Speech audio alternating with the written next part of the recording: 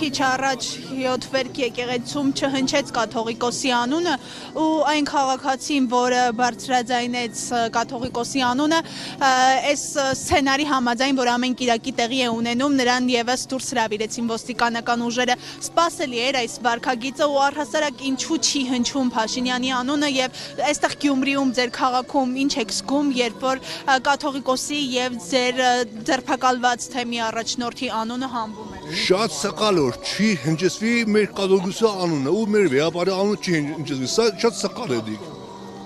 Ինքը մեր հոգևոր առաջնորդը դի անունը հնչեցվի անպայման։ Ասիկ այս բանը պատարակոչված է դիք անընդունելի է։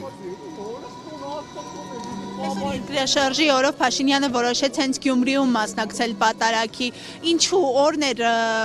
երկրաշարժի օրվա հետ կապված է այդ որոշումը, թե սա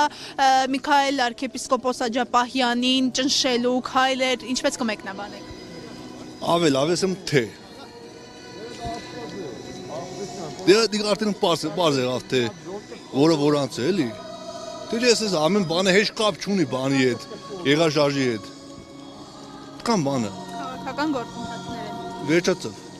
Իսկ ամիսներ առաջ